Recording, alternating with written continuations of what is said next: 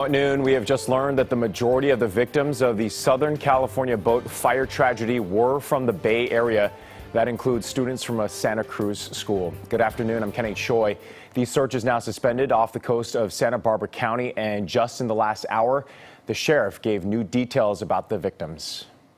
The majority of the people on this trip appear to have been from the Santa Cruz, San Jose, Bay Area region that contracted with this company that chartered this vessel. CBS reporter Danya Backus starts our team coverage from Santa Barbara. Coast Guard officials shifted their search efforts to a recovery operation for victims of a dive boat fire off Santa Cruz Island. Efforts will be made to stabilize the boat so that divers can safely enter it, search it, and recover additional victims. The 75-foot Conception was on a 3-day diving trip when it burst into flames as passengers slept in their bunks below deck. There's 33 people on board the vessel that's on fire. They can't get off. So far, authorities have recovered 20 victims who became trapped in the burning vessel. There was a stairwell to get down the main entryway up and down, and there was an escape hatch, and it would appear as though both of those were blocked by fire. Mourners here in Santa Barbara have placed flowers and 34 candles at this dock where the dive boat was supposed to return Monday evening. This woman who visited the memorial says her sister was one of the crew members who died. Obviously, it's a very difficult situation right now, and I'm still in shock.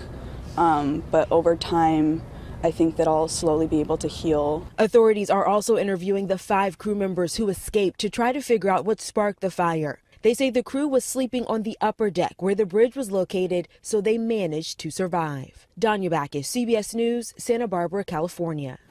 Our Emily Turner continues our coverage at a school in Santa Cruz where there's word now that some students and parents were on board that boat. Pacific Collegiate is a school of about 500 students, grades 7 through 12. So as you can imagine, everyone knows each other. It's a very tight-knit community. This news has rocked them.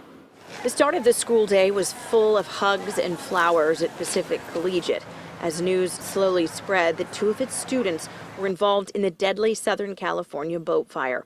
A parent says the school reached out last night with the news, adding that at least 2 parents were also on board.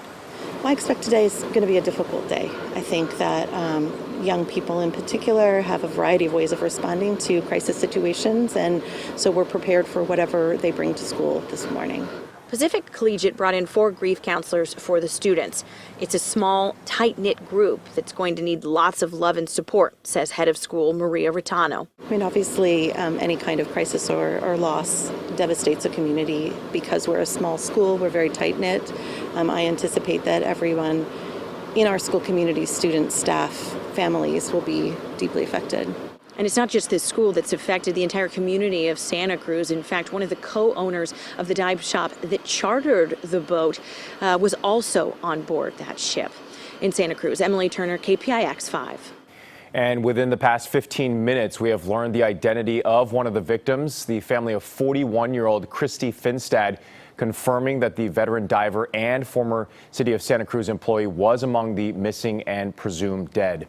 Santa Cruz Mayor Martine Watkins just releasing a statement a short while ago saying that the horrific incident is being felt deeply by our community. We are in disbelief at what has happened, and our hearts go out to the families of all of those who are waiting for news on their loved ones.